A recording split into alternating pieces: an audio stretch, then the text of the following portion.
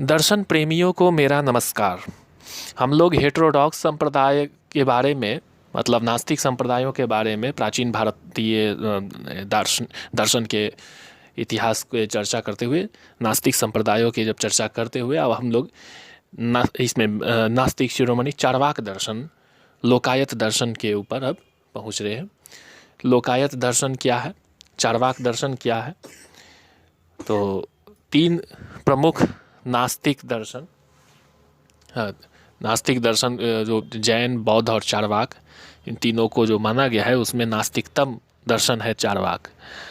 चार्वाक दर्शन का इसको चर्व धातु से इसकी उत्पत्ति, कई सारी इसके एक्सप्लेनेशंस हैं। उनमें से एक एक्सप्लेनेशन ये है कि इसकी व्युत्पत्ति चर्व धातु से है, जिसका अर्थ होता है चबाना। चबाने का सेंस है कंज्यूम करना, करने के सेंस में, उपभोग करने के अर्थ में।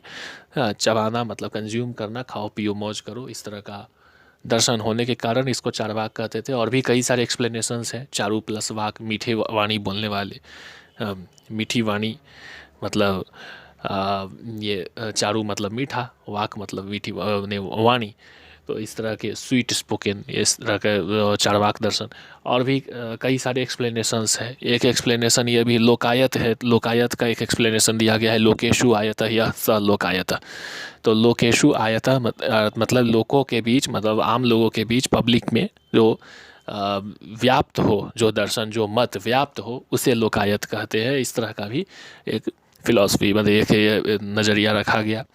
एक यह भी कह सकते हैं कि वो सिर्फ इसी लोक में विश्वास रखता था। लौकिक दर्शन, लोक को मानने वाला है, यही लोकवादी, माने दुनियादारी वाला दर्शन, वर्ल्डली दुनियादारी वाला दर्शन, इस दुनिया को मानने वाला, फिजिकलिस्टिक भौतिकवादी, इस फिजिकल वर्ल्ड, इस भौतिक विश्व को यथार्थ मानने वाला और इससे परे किसी भी अन्य चीज़ की सत्ता को स्वीकार न करना, इस प्रकार का दर्शन होने के कारण भी इसको लोकायत कहा जाता है। जिसका कि सबसे पहले इसके जो मूल है वो ऋग्वेद के 10वें मंडल में मिलता है।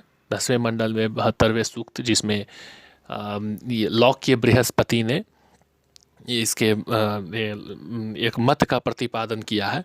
और वो मत है असत से सत की उत्पत्ति। असत मतलब, इसे लिटरल मीनिंग तो होता है नॉन एग्जिस्टेंस, मतलब जो फॉर्मरली वो एग्जिस्ट ना कर रहा हो। सत माने एग्जिस्टेंस होता है। अ मतलब निषेध के अर्थ में अ शब्द का प्रयोग होता है संस्कृत में। तो निगेशन ऑफ एग्जिस्टेंस, असत, उससे सत की उत्पत्ति। तो यहाँ इसका आगे इसका अर्थ है कि जड़ से चेतन की उत्पत्ति, मतलब चेतना जो पहले नहीं था उससे फिर उत्पन्न हुआ, जड़ से चेतन की उत्पत्ति के अर्थ में इसको लिया जाता रहा है। इसकी ये परंपरा है इसको लिए जाने का, कि असत से सत की उत्पत्ति के सेंस में, मतलब जड़ से चेतन की उत्पत्ति, ये मानने वाला।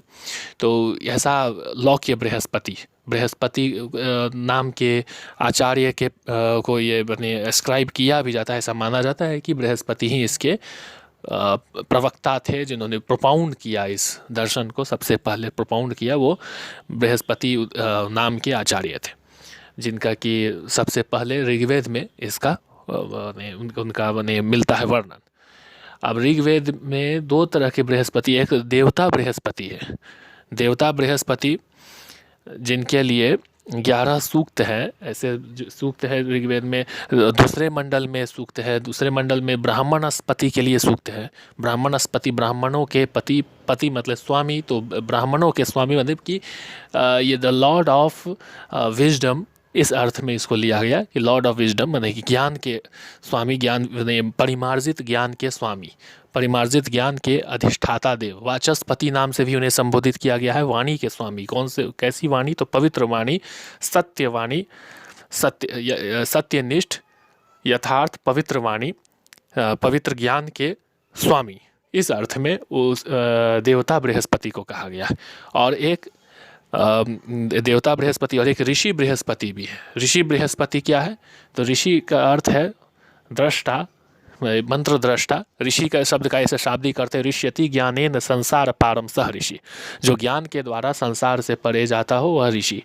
तो वो जिनके द्वारा वह सूक्त ने प्राप्त किए गए या रचे गए, दोनों परंपरा एक कहते हैं कि या तो प्राप्त किए गए, डिस्कवरी हो, या उनके द्वारा रचे गए, जो भी हो, मतलब वक्ता उसमें ऋषि होते हैं, जिनके द्वारा वह वाक्य कहे गए वे ऋषि, और जिनके प्रति वे वाक्य कहे गए वे देवता। तो ऐसे ऋषि बृहस्पति हैं ऋग्वेद के 10वें मंडल के 72वें सूक्त, जिसमें वो लौकिक बृहस्पति हैं, जिनको की चार्वाक दर्शन का प्रोपाउंडर माना जाता रहा है। अब हम लोग इसके बारे में चर्चा को आगे की वीडियोज़ में जारी रखेंगे। तब तक के लिए नमस्कार।